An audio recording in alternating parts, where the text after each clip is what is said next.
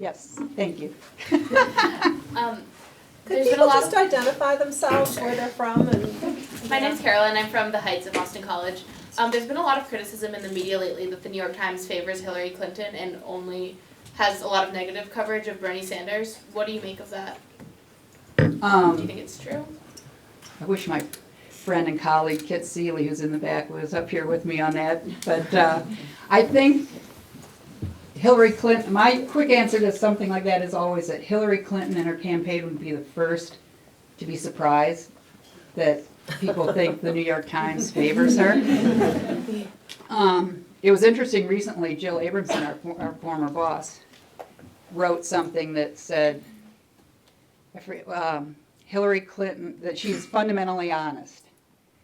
And, you know, I guarantee you that took some of the people in the Clinton administration by surprise, given what they thought was just a general anti-Hillary Clinton tilt when she was in charge. I do think that the New York Times, like many in the media, was incredibly slow to start covering Bernie Sanders. And especially when you consider that the New York Times, under Jill, had named a reporter solely to a Hillary Clinton beat, I think it was as far back as 2010 or 11. No, right after the 2012 election. But I personally don't have a problem thinking we favor Hillary Clinton in our news columns. I wish we did more substance of all of them, but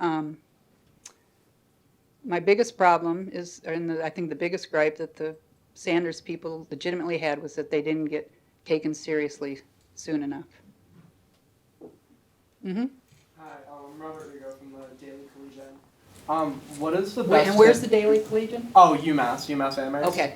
What is the best tip you have on reporting on misrepresented groups? Because you said journalism is a very, white male-dominated world, but just in general, how do you go about reporting on those misrepresented groups without making them feel token, or like you're just using them to push a story, so to speak? I have a question that connects with that too. Like, how do you bring people who often aren't in newsrooms, like how do you kind of create those pathways into publications like the New York Times? Those are good questions. I think it's in some ways easier now because of social media and the internet, but I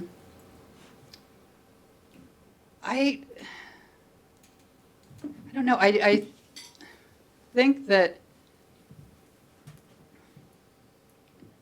I think a lot of groups are overlooked in Washington coverage because there's sort of like certain groups that become, the go-to groups, and they are overrepresented. But we also have to make, when you're in Washington, you have to make a judgment. And as much as we strive for objective journalism, there's a lot of subjectivity that goes into it. Which groups are actually having an impact? And so but I do think, especially at a time when Republicans have been in control for much of the last few years, except, through much of the first decade of this century, they had control of both the White House and Congress. Now we're in a situation where it looks like we could be in a pattern where Democrats have the executive branch and Republicans will control Congress. And in a city, and this is true in a lot of the states too, where there's more Republican control, I think some of these groups that are trying to represent the outs, people on the outs who are underrepresented in our news columns, because I mentioned that you're like always, you have to you're moving faster than ever. It's in a 24/7 world. So you don't have the time, you don't take the time to seek out groups. And so you go to the same voices too often. So I don't know if I'm answering the question, but it's just like, I think the thing is those groups on the out have so little influence, say, with what actually comes out of Congress, that you may overlook them just because you do have a judgment, make a judgment that they don't have influence, they're not going to change the outcome, so you just move on. Then you get situations when things like Black Lives Matter, for instance, become prominent, and they force you to pay attention, which is a good thing, even if you think their tactics or even their message are not great. Related to this, I should say, I've twice in the past month, I don't know if it's a concerted effort, I've twice in the past month had people on Twitter and emails upbraid me for a story I may have done that only quoted men. Spokesman, didn't see, and I actually make an effort to think of women. Unfortunately, we're still underrepresented in any number of capacities, but that's good. It's good that somebody is out there, two different people, and this is fairly recent. This doesn't happen a lot. That it makes, even though I'm somebody who does think about it, it's making me think about it more. So we need to be constantly pricked about stuff like that. Mm-hmm. Hi, I'm Meg Bernhardt. I'm with the Harvard Crimson. Going back to your comment earlier about sort of the horse race nature of election coverage right now, how do you think that started? Was it because of the nature of this presidential race, or do you think like the media exacerbated the problem, or is like the cause of the problem? I think it's always been true that we cover it a lot like a horse race, and I don't really apologize for that. I just, as long as you're balancing it with the other sort of reporting, I think the balance is out of whack.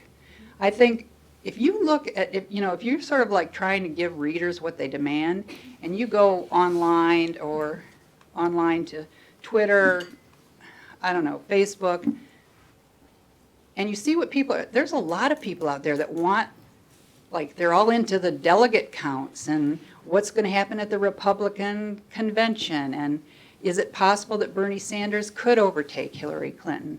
And all that's about process and horse race, so people are interested in that. And I don't think it's a bad thing. What I object to this year is, I think more than any time I've been, any time in my career, I think there's less substance. And I think in some ways readers, I probably am overstating things, but readers aren't demanding as much substance because this is all anecdotal, but we all have a shorter attention span. I don't think people are reading, when you do the analytics, it's hard to see people are going to the end of a story that's about policy and substance. But I'll go back to what I said. It doesn't mean we shouldn't be doing them. We have a responsibility to do them.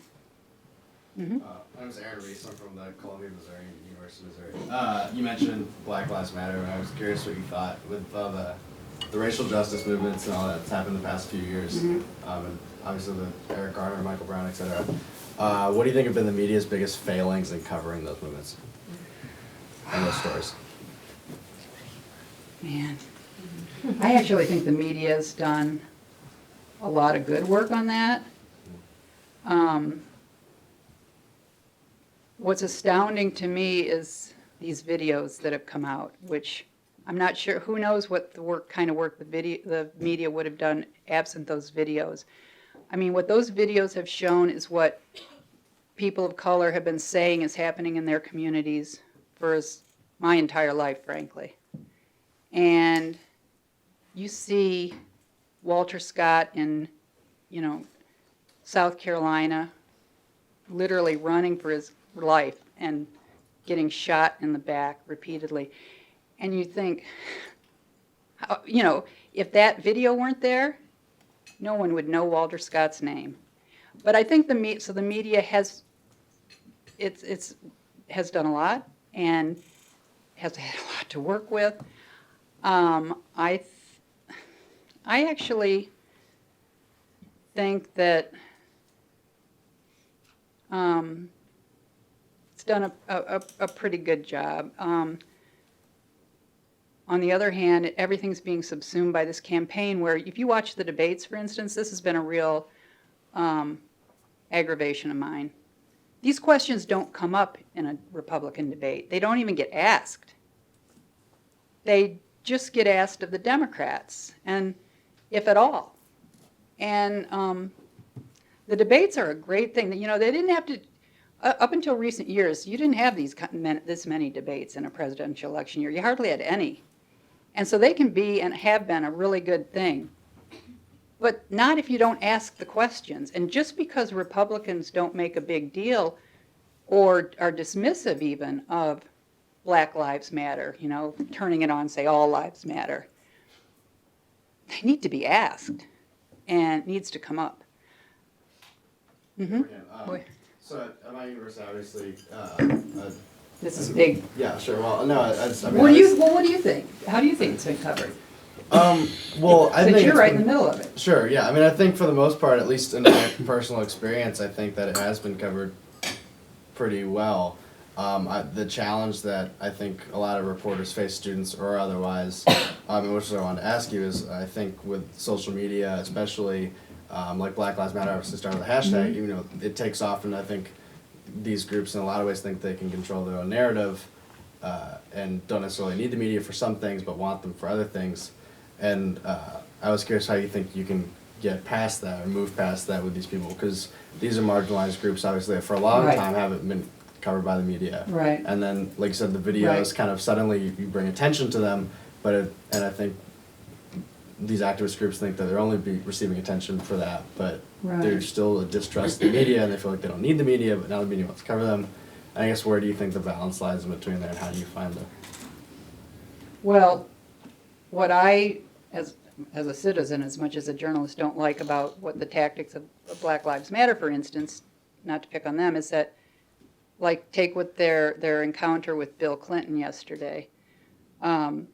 They tried to shout down or cut off people that they think they don't agree with or they think they don't agree with.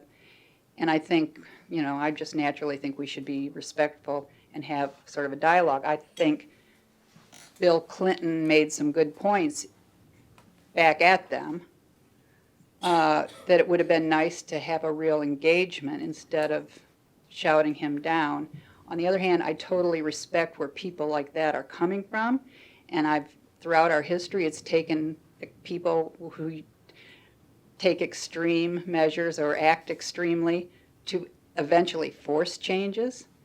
And I've always respected, like, for instance, women and, you know, whether it's the suffragists or the women who fought for the vote for women in the 60s and 70s, the feminist movement. And I think I wouldn't have been out there, but I'm sure glad they were. So I sort of striking the balance is like, I don't have a good answer. I just think they need to get coverage, but they don't help their coverage if there's not a real mature engagement, both sides. Yeah. I mean, do you think without that level of engagement, it becomes more of that sort of horse race and more of like an event, boom, boom, boom, this is happening sort of coverage rather than a true analysis of their basis without that level of access and that level of engagement? I don't have a good answer. What would you like to see? Well, I guess the thing is, I think. I mean, Yeah, sure. I mean, for me, it was like, that was the most frustrating thing, was at times it was like, this is just happening, and you need to know what's happening, and I Yeah. can tell you what's happening. But Yeah, I because can't- that's what I do. but I there's report less- what's happening. Sure, but there's less of an understanding of why, right? And I Right. think, and that lack of understanding of why is because of a lack of access to Right. it, but there's also just a justified degree of understanding why people would want to Yeah. let them in on that. So. But there's never just that one story. Hopefully, the New York Times and then papers, media with a lot fewer resources or people are going out and then doing a broader story and trying to get behind. Like NPR this morning had a piece, you know, one of the women of Black Lives Matter that was most prominent in shouting down Bill Clinton yesterday. they went to her, they found her and talked to her. And, you know, I don't think there was a huge surprise to me in what she said. And she said, you know, there was nothing Bill Clinton could say to change her mind. But the fact that, you know, it put a name and a more calm exchange behind this woman who had been shouting down the former president. And that's the thing, that's what media needs to do is, you know, on the one hand, you're covering the event. On the other hand, try to get behind it. Come back with a second story or, you know, and we have to, that's what we need to do constantly. Mm-hmm. Me? Yes. Okay, well, my name is Janasia Hughes. I'm from the Davidsonian at Davidson College. Just listening to that exchange, I noticed the problematic use of language just now. So, like, how can you as a journalist counteract your own personal bias that you have as a person of privilege? My exchange? Oh, yeah, just now. Yeah, so, what did I how say? can you counteract your own privileges that you have when reporting these things to make sure that, like, when you are covering these news stories, instead of maybe referring to this woman as, like, an aggressive person shouting down former President Bill Clinton, which is a very racially charged description, whether you want to like believe that or not, I could debate that all day. But like you, like how do you as a reporter make sure that like you aren't perpetuating the problem yourself in how you're reporting? No, I don't think there is a solution necessarily to that because like we're all humans and we hear things or say things like that are a product of our, you know, I can tell you I'm totally comfortable with where I'm coming from, but I will see if someone's saying something to,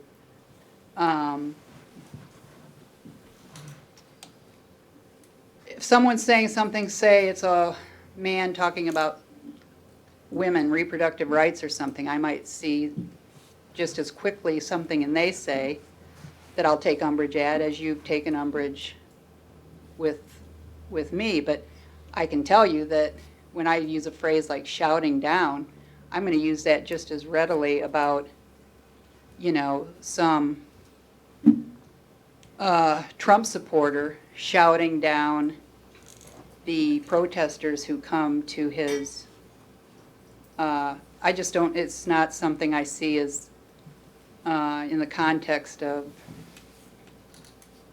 defining someone by their ethnicity or their race. Well, I guess like for me that's a it's cop-out it's- type answer because when I think about how people get reported and when you compare groups, like if you have rioters in London, England, for example, after they lose a soccer match, they're not necessarily referred to as rioters. They're like rowdy college students or you know, like disheveled college students as opposed to people in Baltimore are thugs and rioters. So like that's what I mean by like that narrative and how you as a reporter and how you perceive, like you need to be like aware of how you perceive these people because of your own implicit biases. So like how do you counteract that specifically? Like what strategies do you use? But are you suggesting I'm implicitly biased against black people? I mean, well, we don't have to. I mean, I would throw that back at you and what, you know, why would you make that assumption about me? Well, I don't want to have this like race debate right now. I have my own I guess my own perceptions on what it means to like have implicit biases, but I think we all have them. And so I'm sure like you've taken some implicit bias tests and I don't know what your results are, but I know what mine are. And it would be wrong to say that we don't have biases. Mm-hmm. So like how are you aware of these biases and how does that inform the way that you write? Yeah, I think a good way to look at it is, it's not, when you talk about implicit bias, it's not, a thing that you're thinking of as like, an individual has it and, you're, I think that it's something that's more systematic that, influences all of our perspectives, so I think, but it's difficult, because we do experience life on an individual level, so it's harder to see kind of absolutely. Greater things. But it's like, that's what I say about why I'm in mainstream journalism as opposed to have gone to the left or the right or opinion journalism is because I, from day one, went into it and continue to practice it instead of gravitating or trying to gravitate towards opinion writing because I truly do want to understand all sides of a question. I want to know what makes people tick. When I did my paper here, I am writing about conservative media. I went out to Iowa for 3 days and virtually lived with a guy who's one of the top conservative talk radio hosts in Des Moines, Iowa. He was a major force in Ted Cruz winning that the Iowa caucuses, and I ended up doing a New York Times Magazine piece that ran in November. I probably don't agree with that guy on a single sentence that comes out of his mouth, but I had a very good time for 3 days. I had dinner with his family, got to know his 3 kids, but I'll tell you here that, you know, it just was a matter of respecting. I wanted to know why he thinks the way he does, why he has the biases he has, and he thought I did a really fair piece. And that's the highest praise. And, you know, I guess I'm on video, but I don't mind saying there's nothing he believes in that I also believe in. And yet, you know, I'll send him a Christmas card this year. And that's the kind of journalism I like to practice, because this is a big freaking country, and it's a lot of diverse people. And you can't make it work unless people try to understand each other. And that's what I see journalism at its best doing. Yes? Jessica from the Daily Princetonian. So as a political correspondent, I'm sure you've developed at least good working relationships with people and sources perhaps in positions of authority. And so for you to perhaps write a critical piece about a source that you have developed a good, solid relationship with, sort of what's your advice on approaching that? And I'm sure many of us have, you know, these circumstances we have to talk to an administrator who may be kind of close to us. So what's your advice on approaching that topic? You know, approaching something that you have a good, solid relationship Well, as with? I mentioned, my first approach was to do a shot of scotch.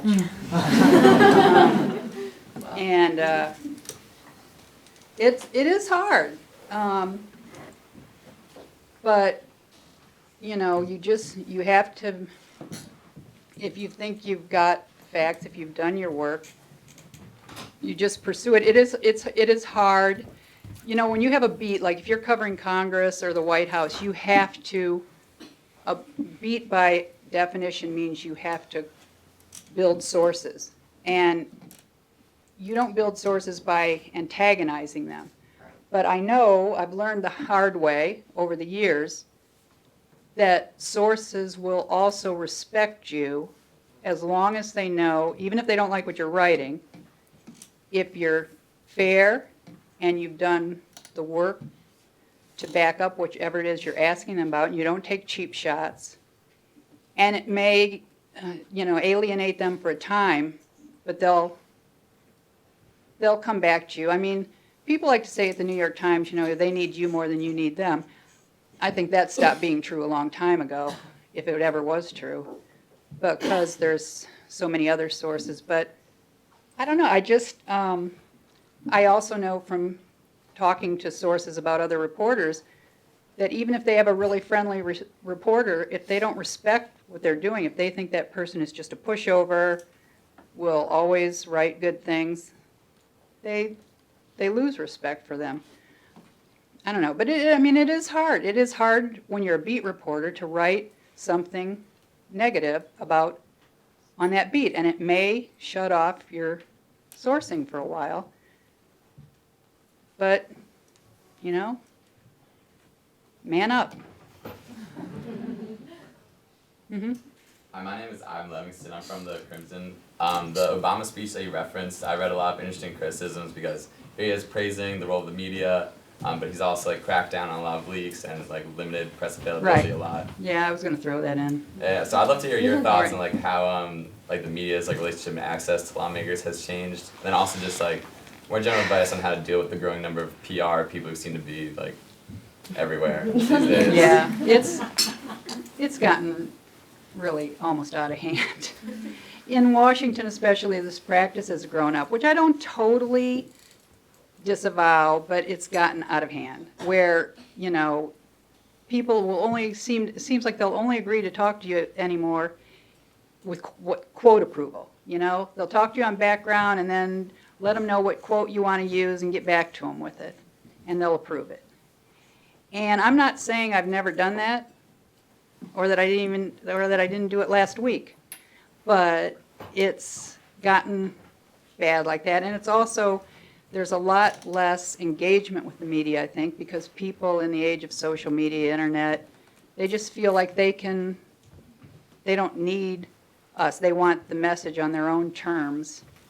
And back when I was at the Wall Street Journal, I would put out like 12 calls to press secretaries, and I'd be lucky to get 6 callbacks. That's for the Wall Street Journal or the New York Times. And I'm thinking, if you're not calling me back, who are you calling back?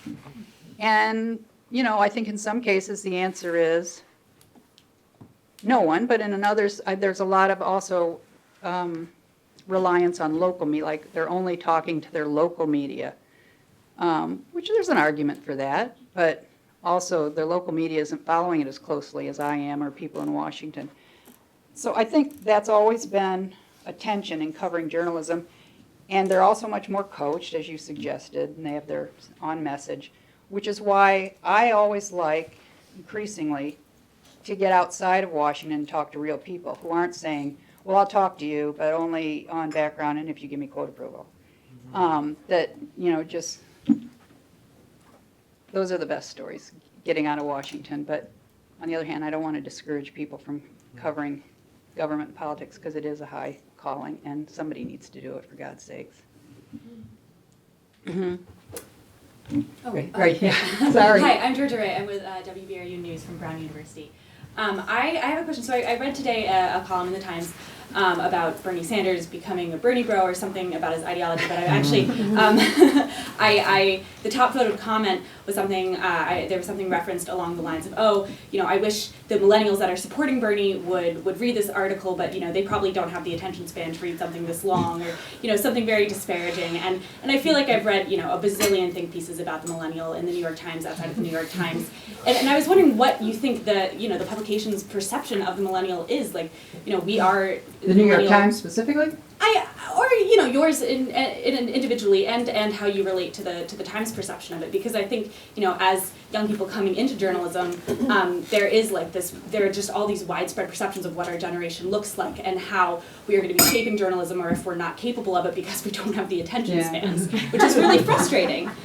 So I was curious what your take is on that and how you view our upcoming role, and if you think that the media's sort of coverage of our generation, whatever that means, is fair. Well, I appreciate your frustration. I have 2 millennials I've raised, and God knows I respect their opinion. But I just think, there were a few years back that was always like written off as slackers. I just think it's the most ridiculous thing in the world to write off a whole generation as one thing or another.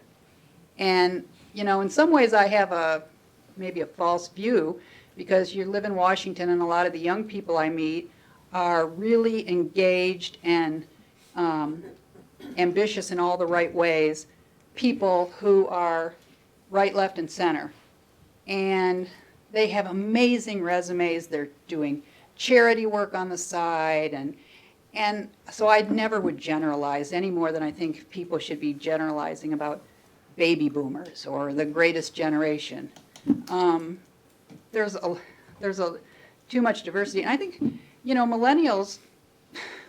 I don't even know where personally.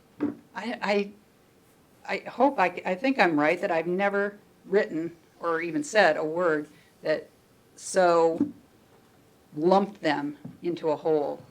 You look at I've done a lot of work over the years on polling, and getting into what we call crosstabs, and so that you get below the top line numbers, as we say, and get to where, by age and race, region, ideology. You look at this race, people say what millennials, that they're all for Bernie. Well, there's some you can generalize that there's left-leaning millennials. You can prove it in the numbers. But there's an awful lot of millennials working for Hillary Clinton. And people say, well, most of on the right, they're having a real problem with young people. But I meet an awful lot of far-right young people. So there's a value in generalizing some, especially when you're reporting polls, and there's a truth to it. But if you get too caught up in it, you're not going to be accurately portraying the fabric of the United States electorate. So, I mean, I can only speak for myself. Yeah. But I do appreciate the frustration you have, because there is a lot of generalizing about millennials. Do you think that's going to apply to millennial journalists? Like, do you think coming into these publications, like if one of us were to start working at the New York Times soon, would there be these biases, or how that would be received? I suppose. I'm just kidding. The New York Times is crazy to have millennials. They want them as readers. They want them as employees, videographers. I mean, I wish people had been as anxious to hire baby boomers when I was young as they are now to hire millennials. Maybe you don't see it, but I'm just currently applying for internships, so it's hard for me to feel like there are a lot of job opportunities, but it's just personal. no, as people get into it, there's much more of a market for younger journalists now than there was for sure when I started. I was 34 when I was hired at the Wall Street Journal, 53 when I was hired at the New York Times, so I felt, for my generation, that wasn't so, 53 was a little old, but 34 seemed about right at the time, and now now that's like middle-aged, or starting even at the level of the Wall Street Journal or the New York Times. We have a number of 20-somethings in our bureau, and I'll bet you 20 years ago that wasn't true, or 30 years ago for sure. I don't know if I answered your question. But. No. Mm-hmm. Jackie, you made a reference early on to the video memo that you got today from your bosses, and I'm wondering, I mean, one of the things that surely has happened in the course of your career is this explosion of new storytelling techniques, the growth of social media, the ability to do, this is a switchblade, you can do so many, Swiss Army knife, you can do so many things with it. And I'm wondering if you've come to embrace a lot of those practices, if you see ways that your journalism has been strengthened by it, or if it's sort of, how have you learned to incorporate this in your work, and what would you tell journalists this age who, some of whom want to grow up to be you, how should they be thinking about employing all of that? Well, I was lucky enough when I was young and working in various offices through college to know older people who were very young at heart. And there were several of them that were role models, and I thought, no matter how old I get, I'm going to be young at heart like they are. And I still feel that way, and I just think I try everything.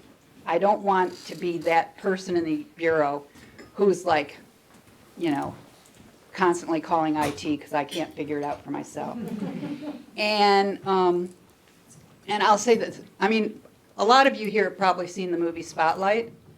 I mean, all of that didn't occur all that long ago, but that was like the dark ages for journalism, when you see what they had to do to get that story and how long it took them to do it. There's still a lot of that in digging for certain stories. But, I can never lose sight myself of how much technology has improved journalism, in that I'm doing stories now that I can do in a single day that would have taken me at a minimum a week. It would have meant, going to some library, whether it's microfilm or just literally, I used to go to the Senate historian's office where they had some files, and I'd spend an entire day, if not more, to do a particular story. Now I sit at my desk, and in 10 minutes I've got it on the internet. It's just, it is as much pressure and as much a downside as there is to the 24/7 and the constant appetite. We're able to produce a lot because of how quickly we can get the information, whether it's campaign finance or lobbyist registrations or just simple background on some person or issue that you don't have. It just can't be underestimated how much it has improved our ability to do our job. And so when I saw Spotlight, some of it came back to me. I thought, yeah, all that time I'd literally just spend days in some dark room with, getting paper cuts, going through things. So, what about you? Now, when we bring the fellows here, I mean, one of the things, so a couple of things. One is a lot of them, the younger fellows show up completely facile with the new tools, and sometimes not that much older than them. Right. Fellows not as comfortable with them, or don't even have the vocabulary for it. And the thing that I think is really troublesome, so you describe this, you sort of have these experienced people in Washington. You have this influx of new, younger journalists, and I think something that newsrooms are doing a really poor job at is educating and training the people who are there, because the young woman from Brown in 15 years is going to be that person who doesn't know some new thing that the 24-year-old knows, and you need to constantly, be constantly making those tools available to everybody. And I think that's a real I see it with my fellows, and this is from great newsrooms all over the world, because it sometimes can be hard to do your work and always keep up with that. But the tools are incredible, and not just for the research piece, which you're describing, but for the engagement with your readers. Oh, yeah. And I don't know, how are you using social media in your work? Well, I like to describe it as life as a triage, both in what I read to stay up with and how I rely mostly on Twitter. I don't think that's necessarily a good thing. And I've increasingly moved towards Facebook. And I don't know, and then it's people, like I say, a lot of people email me, and as long as they're reasonably civil, I respond, and I've engaged with people. And, but I do have a fear that some of the people who are most active, that we're giving, almost excessive, especially in a very hot political year like this, that you get the people who tend to be most active on social media may give you a skewed view of things, so you have to be careful about that too, that the people that are the most active in politics may not necessarily be so representative of a larger group, whether nationally or in a state. But it's invaluable. It's just, it's a tool, but you have to supplement it with other tools. I can make conclusions about my tweets I get and emails I get, but then I also will look at, and I may make a conclusion and then it's not borne out at all by polls. I think polls are getting very problematic, unfortunately. I believe deeply in polls, but now with cell phones, et cetera, they've become very, very unreliable. You have to be very careful about the polls you're reading, and even some of the best polls. I've talked to a couple pollsters who I've worked with for years, and they're really worried about their profession. And but polling, when it's done well, can be a really valuable finger on the pulse of people. But I admit I could do better at using social media, but frankly, there's only so many hours in the day. And so. Well, thank you for spending some of them with us today. We really appreciate that. And